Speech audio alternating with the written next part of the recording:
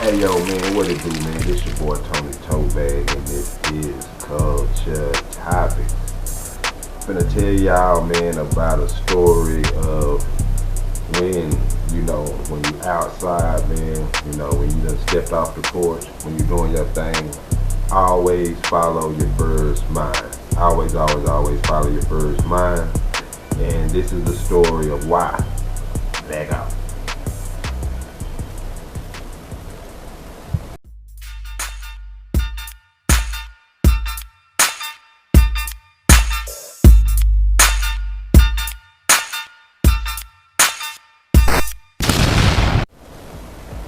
Hey yo, what it do man? This your boy Tony Totebag and this is Culture Topics.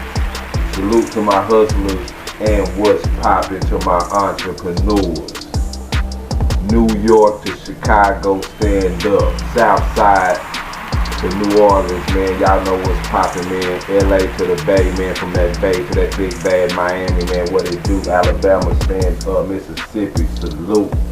What it do, man? I told y'all I might be back, man. I told y'all I might be back, and I am back. I am back like I left something, man. And we're gonna pick up and we're gonna go back to the hood, man. Going back to that East Dallas, man. I'll give y'all one about when you should follow your first mind. Okay? Follow your first mind, man. When something don't feel right, especially when you're in the streets and things like that, you should follow your first mind. Always follow your first mind. Okay. So, this story takes us back to the hood, back to the east, back to that store that I told you guys in one of my previous segments that was on Cops and the OG. He pulled the knife on me or whatever. We going back to that store, and that store is not too far from where the East Dallas beheading happened not too long ago. That's in the headlines right now. So we back over there. You know what I'm saying? We always go to that store, man. I always go to that gas station. So one night, man, we went to this gas station that we seen on Cops, and we seen this young dude that we didn't recognize or whatever. He was standing at the pump, between the pumps, or whatever. He was dressed real nice and decent or whatever, but we know for a fact that he wasn't from over there, so we never, we don't recognize him or whatever. So we got some gas near where he was, and we chopped it up with him for a little bit. And we got gone, meow, we was gone. Didn't really think too much of it, man. So, time move on a little bit. And we go back to that store. We was gonna get ready to have a pretty much another long night. So we went back to that store, get ready to get some, chips, drinks, or whatever we need, cigars, whatever, and fuel up and get ready to have a long night, doing what we do. And we see that dude again. We spot the dude again. And before, my boy's driving. We in his car, by the way. I'm in the passenger. Before my boy can say anything, I tell him I don't feel right.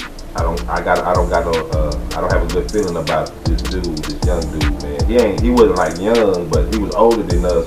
But he was still, he was young. He was younger, but he was older than us. So I don't feel right about it, man. My boy like, wow, he seemed cool or whatever. And I was like, I don't know, I just, I don't feel right about it. So, my boy like, whatever. So we pull up and do our routine, do our thing, go and get some gas. So I think I go in and pay, and he's chopping it up with the dude or whatever. So when I get back out, he kind of pulled me to the side, my boy, and he tells me that the guy has a car for sale, and my boy is looking to buy cars, because he's on the rise, he's on the come up, so he has the money to buy cars if cars are available. So, in any other instance, I would be like, that's cool or whatever. Let's check it out. But in this situation, man, I really didn't feel good about it. And then he hits me with a bomb. He says, well, the car is out of town. The fucking car is out. It's nowhere near East Dallas, South Dallas, North Dallas, Greedy Grove, Murder Worth. It ain't nowhere near any of that. It's out. You know what I'm saying? And I'm trying to persuade him for us not to go, you know what I'm saying, out of town to get this car. And he's trying to tell me, yeah. So the details of it is, we have to take the dude out of town to get the car or whatever. You know, he has to ride. He has to get in our car, and we go and take him, you know, wherever he has to go. So I lose the argument.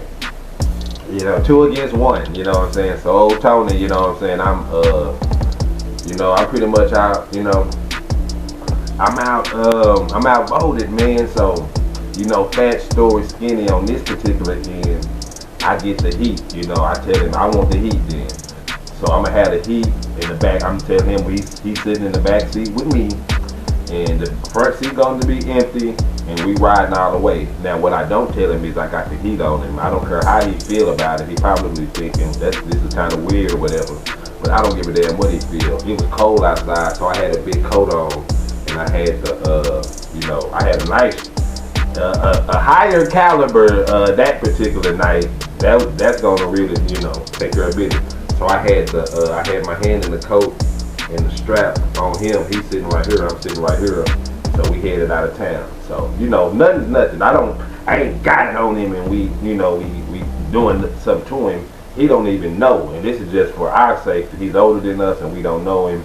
So it's cool, you know what I'm saying? So we chopping it up on our way out of town. So anyway, man, and it's about 12 or 1 in the fucking morning, man. So it's late. So we get out of town about, I don't know, 2 or 3 or whatever. It's pitch black in this neighborhood. Pitch fucking black. It's like some country shit. And man, when we get like to the hood, ooh, man, they got it. Excuse me. When we get to his hood, woo, man, that good gasolina. When we get to his hood, man, it's some projects, and it's pitch black out there. Pitch black out there in them jets. So man, I'm like, damn. But I got the artillery though.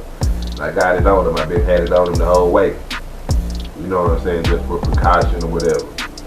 So when he tell us, he directs us to which building and section to go to or whatever. So we do that. Bam. So we there.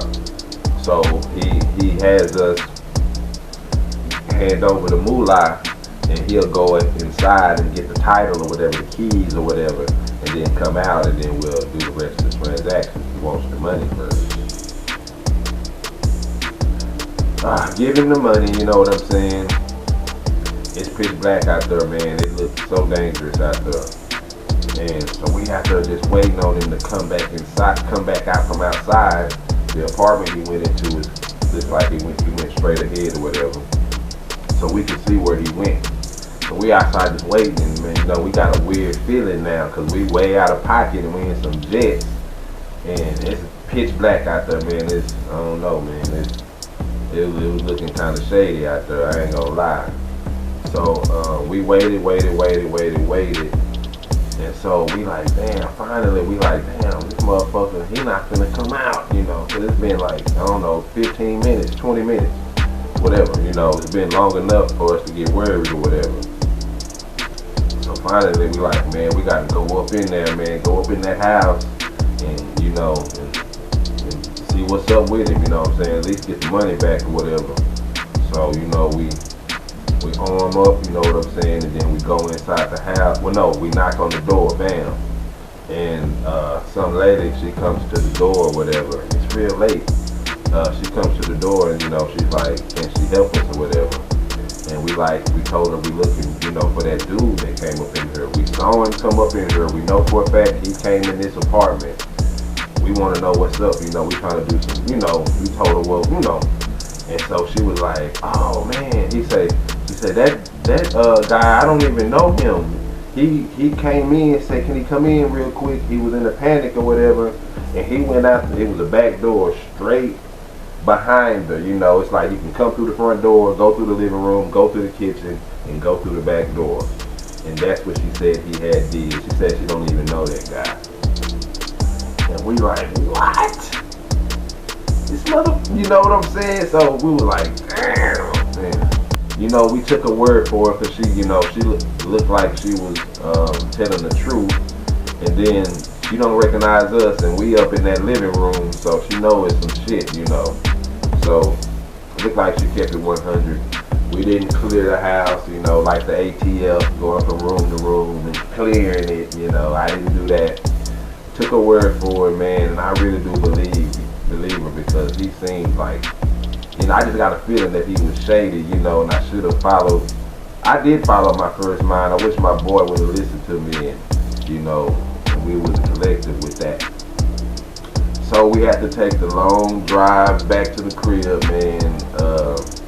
You know, after taking that loss or whatever. Financially, that wasn't just a big deal. You know, it really wasn't. It was a, you know, you mad, you're angry about it, but it's not gonna set you back and nothing like that, man. Because, you know, doing what you do, so you're gonna get it back, you know. So, man, that's the story of that, man.